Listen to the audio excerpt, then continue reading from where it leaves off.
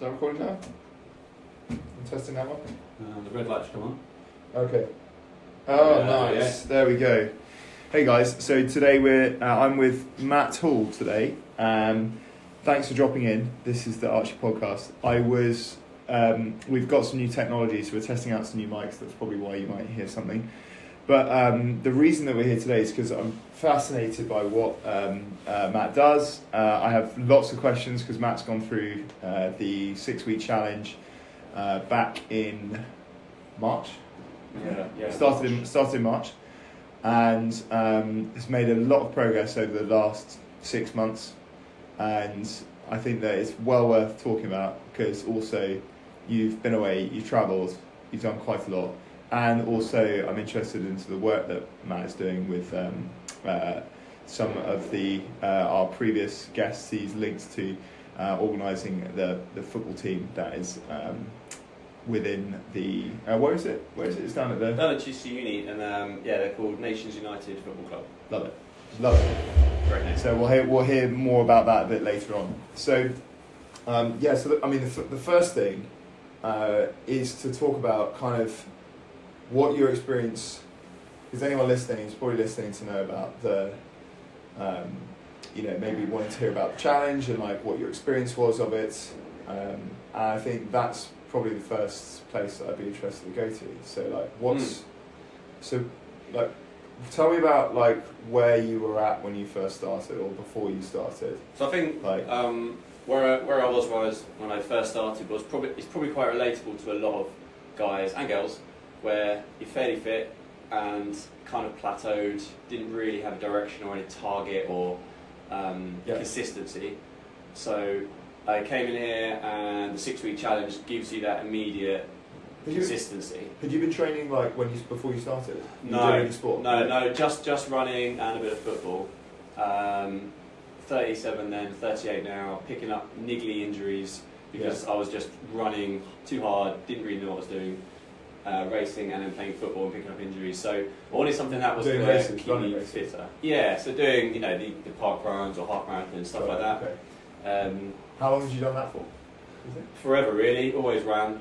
It's always been a fairly good level of running fitness. Yeah. But as I was getting older, I realised getting that kind of dad bod and just a bit unhealthy diet was, especially now with 2 kids, it was going up and down a bit, and just wanted to focus.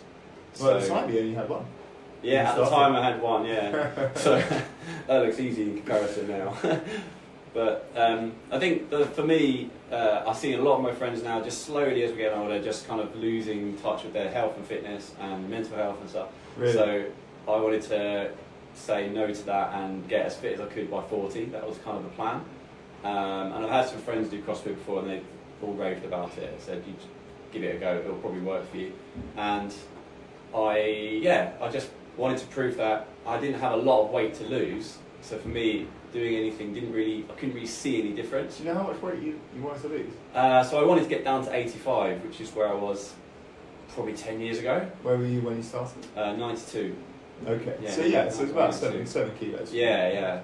So I thought, and I was running, I was doing all sorts, and nothing was happening. Nothing was working at all. Nothing. Really? I've been to gyms before where you turn up and you didn't really have a real plan. It was a waste of money. It was a waste of time. Wasn't very social. You're on your own. So the whole plan was to come in here and prove that a normal size, a pretty fit guy, but starting to go downhill. I could see it slowly going downhill. Mm-hmm. How I could actually get back to actually a really good fitness where I was maybe 15 years ago. So was it just like little niggles that were maybe the main things that were getting you? Yeah. I was constantly getting a groin injury or psoas muscle, having knee problems, and just never recovering as well. So not enough stretching. And then in the first couple of sessions here, we always did a warm up and a really good stretch down, and that really helped. Yeah. And I could keep on going. Obviously, the first few weeks. You're going to be tough. You're going to be sore. Yeah, but it improved quite quickly after that, and the DOMs start to decrease, and you start to enjoy it as you learn more. Did you find that? So I'm interested. So like 15, you said about 15 years ago. What were you doing 15 years ago? That was. So I guess at my peak, I was doing decathlons, and I was a really good pole vaulter. at under 18 level, so at the end of school. Oh, really? That's cool. Yeah, so I was competing for county and things, and I got bronze in the UKs, and then Wow. it was a case of, do I go to uni and carry it on? I went travelling, so I kind of let it all go. Okay. And then that's where I work in travel now, so that's kind of where it all stumbled from. But yeah, that was probably my peak fitness. So training 5 times a week, competing every week, that kind of thing. Really? And I really missed it, that discipline. Yeah. Yeah. So previously it was like team sports. Yeah, team sports and the decathlon, athletics, which is yeah. when It's you quite individual, I guess, isn't it? it is, but Yeah. at say a little bit like here really, and at athletics club, everybody's doing their own thing, but you are a team, which kind of reminds me of this place a little bit. Yeah. Because even though everyone's doing completely different weights, exercises, it's still camaraderie. A That's little what bit. I guess it's what you do if you're on a team, because you have people at different levels. Yeah, you With got people athletics, that are you've on- always got you always have people at different levels, but they're still training. Yeah. So I think from coming from a history of doing a lot of sport at a fairly high level, and then kind of going into normal life, I suppose, with being a dad, and Yeah. I kind of missed it a lot, and I didn't want to get unfit. So yeah, the challenge was for me. I think I've seen some other guys lose a lot of weight because they just want to lose weight. Yeah. Whereas I didn't have a huge amount of weight to lose. I had no real shape. I felt like I didn't have any real strength or fitness. I remember the first day I came here, I couldn't do 3 chin-ups, and that's always been my Is that your baseline? my baseline. Okay. And now, obviously, nearly a year in, it's. How many do you think you've? Well, I know there's been some sessions where You've it's probably been done like 100 or something. Yeah. Yeah, but obviously broken up, and that's just unthinkable. Yeah. Last March, so. I think you've responded really well to the training because you've had that athletic base. Your body's you just got really fit really quickly. I think because you built it up in your early 20s, you never really lose that, and your body knows what it's like to be really fit. So I think that's the thing. It's that all that effort does still stand you in good stead. I think that's why you've got the results that you have and the fitness increase. Yeah. And then so you're now doing Hyrox, aren't you? Yeah. You've got, and you're doing that with Joe. Yeah, do it, Cool. Joe. It's gonna be really good fun. So we did the 4 relay, a month ago, and then in May we're doing the duo with Joe. So can't wait. Yeah, really excited for it. It's gonna be really tough. So for those who don't know, guys, the Hyrox is it's an event. It's a 10-station event. I think it's, Or is it 6? I think it's 8. 8 station events. That is quite similar to sort of CrossFit in terms of the exercises that you do. But in between each station, you have a 1K run. So it's 8 stations, 8 kilometers of running. Yeah.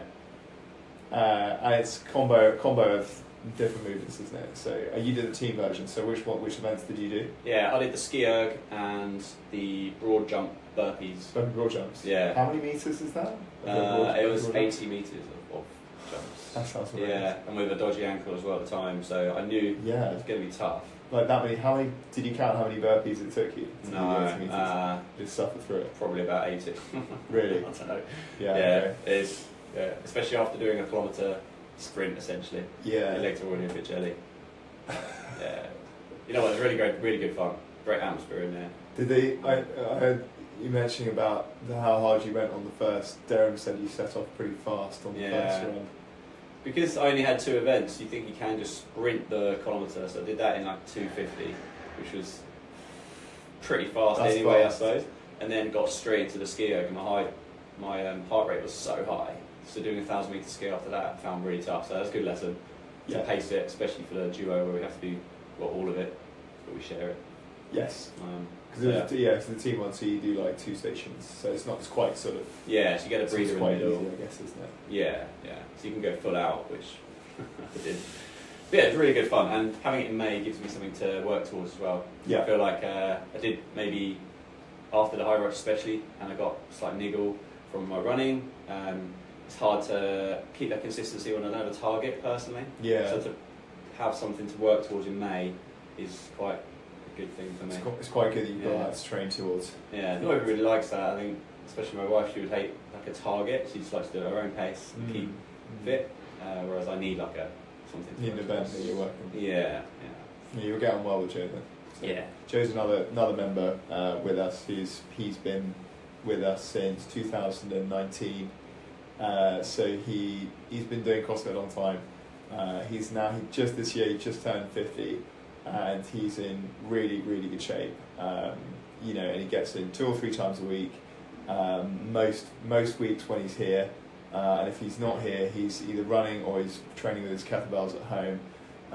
So it's you can do fitness literally anywhere, and certainly from working together with other clients, it is about that mindset, about taking the like wherever you are in the world and being willing to exercise, because your body is something that you take with you everywhere, so you need to look after it everywhere. I think even I bumped into him in the town a couple of days ago with his 2 kids, and just being that, I want to be that. My kids are really young, but his kids look at him and they're clearly inspired, and they're, I want to be that kind of dad where my kids look up to me, they keep fit, they've got good morals and discipline and things. So that's another thing. Yeah, he's very back into fitness. I think it's the example you're setting, isn't it? Yeah. And that's all walks of life, really. Totally dedicated, How is it? Do you think has it impacted, like, you exercising more? Do you think has it impacted not just like your fitness and stuff? Like, has that impacted other areas? Have you noticed it in those? I feel really energised when I do the 7 a.m. or 6 a.m. Feel great, ready to go to work. Tend to go to bed earlier anyway now, and you kind of also, when you're not training on those days, you feel like you put in the work, so you don't want to ruin it. You want to scale it back if you're going out for some drinks, and just little changes here in your life which aren't major, but all of that small little changes make a big change over time. So that's why I keep going really with that. But has it, like, do you feel like that extra energy, is it like improved like the things that you do with your kids, or like how you interact with people at work? Is that sort of, have you noticed any changes there at all? Or? I also think sometimes when people know that you keep fit, I feel like you almost get a bit more respect straight away, in a weird way. Because a lot of people would love the idea of getting really fit. And when I talk to people and then say, it's not like I'm trying to influence someone to go out and run or go out to the gym, but it has happened. Quite a few people I spoke to said, especially my friends my age, they've now started running again and start to even just park run, start at wherever they live. That makes me feel really good that it can make other people want to get fit, because they can see I'm happier. So would you say that you've influenced? They've been influenced by I guess so. Yeah. They can see that it makes me really happy, and I've dropped a couple of sizes in trousers and things like that, and they would love to do that. It can be simple, it can be very aesthetic, but actually I feel really strong as well. I know that inside I can do anything. I can, if I need to sprint somewhere, I can. And I don't want to get to an age where I'm just not fit and can't trust my body to do something. Like if I need to climb out a window and jump down, I can still probably do that. Whereas some of my friends probably can't now. Stupid things. It's funny. I think it was you see all kind of memories online about CrossFit. I could do anything, and it's just like too sore to do anything. But I can't do anything today. I can't. But I've seen that they when you're like training, there are certain things that you do without thinking about it that you wouldn't do if you weren't strong enough, like simple things like moving bits of furniture. Because like moving house can be really, really injurious for a lot of people. And I find that's where you can throw your back out, or you can twist something. And I think if you are lifting weights and getting stronger the whole time, I think it does help. I would say, sadly, look at my own dad. My dad was really, really fit, and he just says he's not very fit. He was a policeman, keeping fit for 30 years, and then since retiring, he plays golf. He was, he's not super unfit or anything like that, but he's happily let himself go, I suppose you could say, if we're being really honest. How old is he? He's 63. That's good. He's got loads of time. I've always looked up to him because he was always really fit, and we always went to watch him play rugby every weekend, and it was great. Oh, really? Yeah, cool. And then he started getting a lot of injuries, and having 4 boys, the time was probably 0 to do anything else. But there's always some time, but 4 boys, probably not. How where do you fit in the? So I'm the oldest of four, and there's 5 years between us, so we're really close. Wow. 5.5 years, yeah. Your parents must have been. Yeah. That's full on for them. Full on. Yeah. So didn't have the time, but I kind of want to stay as fit as long as possible because he stayed super fit, playing really good rugby till sort of mid-40s at least. Wow. So I want to keep doing that. And then he got some injuries and things as well. And yeah, I want to. Rugby does slowly break you down. Yeah, I think last year playing football with guys that were 15 years younger than me, running without, playing without even warming up, and I was just constantly injured. It felt like that really was a bit of a shock to me, really. I was like, right, I need to try and do something about this. I need to join a gym. And that was how it came about. Yeah, so I wanted to get my body strength, my tendons, my muscles. I wanted to get stronger again because I was a bit sick of doing that. And if I can't end up running around with my daughter on my shoulders because I'm injured or something or not strong enough, that would be really sad. So I'll be a strong dad basically. It's cool. The plan. It's cool. Yeah, it's working so far. I think it's it does give you that confidence that you can do like anything like that. Yeah. I think. Yeah. Do you think that so back to the football things then? Yeah. So are you still playing? Only going to be playing with the refugee guys. So Got it. Okay. it started about a month ago. Tell me about that. So how did it start? How did you come to do it in the first place? So we moved down to Chichester last year. We didn't know anybody at all. Yeah. My wife's family live in Kent. My family live in Devon. So we kind of went somewhere in the middle. We can work from home. It turns out Chichester's amazing, so we lucked out. But we didn't know anybody at all, and I wanted to get. I had our house, we've got our kids, we've got our jobs, so it felt like we had everything we need, and now it's time to try and give something back, which selfishly because I want to make myself feel good for doing that, because I feel like it's what we should do, but also I really want to help the refugees, especially. We've read a lot about it. And actually, funnily enough, came about by watching a Netflix movie called The Swimmers. And if anybody hasn't watched it, it's really, really good. The Swimmers? Yeah, it's about two Syrian girls who were swimming nationally for Syria. And then they obviously got displaced, they had to move. They travelled overland, on foot, through buses, on boats, all the way to Germany. And they ended up wanting to keep swimming, and they met a swimming coach. And it's a true story. And then they ended up basically blagging their way into this swimming swimming team with no money or anything like that, and they ended up obviously being really good. And then the coach said, "You're really inspirational, let's try and get you into some competitions and things." And then she, I think it was through social media, basically then sought out other refugees and other people who, refugees and asylum seekers that didn't have a country to swim for because their country was at war, and they created a refugees Olympic team. And then she went to the Olympics to represent the refugees country, as it were. Wow. Which is an amazing, amazing story. Yeah, I definitely have to watch it. We watched it and we go, oh my god, like, just the journey from a war-torn country to get here and what's really shocking as well is that at the start of the film, they're at a bar, they're having a great time with their friends, they're living a normal life, like we do. And then the next day it gets bombed and they have to go and they just grab everything. They lose their mum and dad, they lose their brother. And there's a lot of stories like this, millions of stories. So we thought that night actually, I went onto Instagram because I knew there was a Chichester charity and they're called Sanctuary in Chichester. And I messaged them on Instagram and they said, yeah, we need all kinds of help. Mm-hmm. So at the hotel, at the cathedral. Mm-hmm. So my wife she does lifts for people that live too far away from Chichester, brings them to a women's club where the kids get some playtime and some they get snacks and some social activity. Yeah. They can speak their own language, they can learn. So she's doing that, and then they said, what else can you do? And I said, well, photography, or I can do some football or cycling or something with them. And they said, oh, actually, there was a football team we ran, it's been closed for a year because we've got nobody that wants to do it. Really? Well, one guy moved back to London, so he couldn't do it anymore. Okay. And then there was an incident where they were playing five-a-side and they got really racially abused, and the kids just didn't want to do it anymore. No way. And the coach didn't want to do it. The kids did nothing wrong.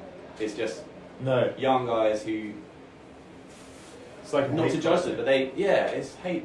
But they don't understand why these guys are here. They think they're here to steal our jobs or all this, rubbish that comes out. Yeah. Whereas they don't realise they don't have a home. They have no idea that these guys. This could be you if England got bombed tomorrow and you had to move to Syria. It's the same thing. They don't want to be here. A lot of them had middle class jobs. Yeah. We've got Afghans playing with us who 10 of them have got a master's. One was a director of a company, and they're young 20s. And they speak great English. Sorry, 10 of them have got... Yeah, 10 of them. 10 of them 10 have got... Afghans have got masters. Wow. And they're here saying... And they're playing football? And they're playing football. So it's a well-educated football team. They walk from the hotel. They come... Yeah, well-educated football team. And then we've got plenty of guys from Africa. We've got some South Americans, Polish, Lithuanians, all sorts of stories. Really? From refugees, asylum seekers, guys who are in foster care, unaccompanied minors, and the stories are just everything you can imagine. So really, yeah. But then when they come onto the football pitch, I organise some small games. We do a warm up. We have a bit of fun with it, and we all say our names, where we're from, and then they're just smiling, laughing, and having a great time. And it's so heartwarming, honestly. I have to leave at 6 because I've got to go put the kids to bed, but then they carry on playing. And then they all go home, and I say, right, just put all the stuff back in the locker. We got a load of kit donated from the charity. Yeah. So I went and got some new Astros and some bibs and. Yeah, they were turning up in old sort of kickers' school shoes, trying to play football on Astro, and it was just a shambles the first one because I was slipping around everywhere. But now they're playing some good football, and the plan is to eventually create a team from them, and then play an 11-a-side team around the UK, maybe go to a tournament. Cool. Just give them something to look forward to. Yeah, maybe. So there's scope to do anything with it, really. And it's really cool. Yeah, so I really enjoy it, and I've got a couple of friends who help out as well on the Thursday night. That's awesome. And, yeah, because you need a team. How many are you getting to show up? So I was expecting maybe 12, 30. There's 25 to 30 every Thursday. In a monsoon, in the cold. Really? They just turn up. They don't care. They play. Wow. And I said, I can't believe you guys are here. You're crazy. And they said, this is all we have every week. We've got nothing to do. Really? A lot of them are asylum seekers, aren't allowed to look for jobs yet. No, they're not allowed to work. So they're waiting, and they say they wait for this football, and they're there early, and then they leave late, and they come with a smile on their face, which is just puts it all in perspective. Wow. Yeah, it's unbelievable, really. It's something that I feel like there was a hole in my life, really, and I think it's filling it very quickly. Yeah, it's really cool. How much scope do you have to add another night? We're going to start adding Sundays. Are you? The demand is so massive. So we're going to have a 2-hour slot on Sunday. So I'm talking to the uni, trying to get we have to get it free. Yeah, you've got to get it. Yeah. So we're going to do 11-a-sides on a Sunday. Yeah. That's amazing. So hopefully January, February, kick off that. So. Wow. Yeah, it's great fun. Gives them something. But that's amazing. Yeah, is there any way that people listening could do anything to help at all, or anything like? Yeah, I think next year I want to do some fundraising events to try and get them an actual kit with their names on. That would be the absolute dream, I think, because then they would feel so welcome because they've got their own thing. This is theirs. No one else's. Because at the moment I've got things that they have to share, and it's kind of a bit of a bum fight at start to get the shoes and the bibs. There's not quite enough for everyone. No, I haven't got that many showing up. Yeah. But as it gets more regular, because I'm sure there'll be there must be lots of excess kit. People not having, stockpiles and stuff that we could get hold of. I've got quite a few old kits and things, but they're younger, but they're all quite small. A lot of them are quite short. A lot of them have got size 6, 7 feet, and all mine are sort of 10s, 11s. So I tried to bring some of my own, and it's still too big for them. So I need. Sort of kids kit. Yeah, under 17s kit, something maybe. So that was a bit difficult, but yeah, I think the plan is to get a fundraiser going, get a bit of cash, get some donations, try and do that. I'm going on holiday in February, so after that in March, going to really kick on and see if we can improve their quality. It's amazing of it all. Yeah. We'll see. The dream would be to have a tour bus and go around the UK and do a couple of away games with these guys, and just show them the country. That'd be incredible. They've never seen the beach here. I mean, I couldn't believe it. Really? I can believe it, I guess. They just have the hotel, where they live, and then they've never been to It is restaurants. really tough, I think. Yeah. Because they need bikes, they haven't got anything. So They've got bikes, and they got no. There's no money for them because they get all provided. So it's, yeah, they have £6 a week. Some of these guys. yeah. It's not even enough for the train or the bus. So No, it's crazy. Yeah, And it can't work. It's full on. But yeah, well, they got their. Oh, it's tough. yeah. Mate, well, thanks so much for coming on. I Pleasure. really, really appreciate it, and I'm sure that this has been like helpful. And if you guys do like this, then feel free to share it. I think it's really good work that you're doing there. I think it's inspiring. It's brilliant. Hopefully, I'm going to get fit again by doing this, and I can join them and play football. Why not? They'll Why probably not? terrorise me, but that's the plan as well. Absolutely. Yeah. Well, thanks for coming on board. All right. Pleasure. Yeah. Cheers. Thanks, man. Okay. How much? Oh, There you go. Yeah, it's a funny podcast, isn't it? You kind of just talk.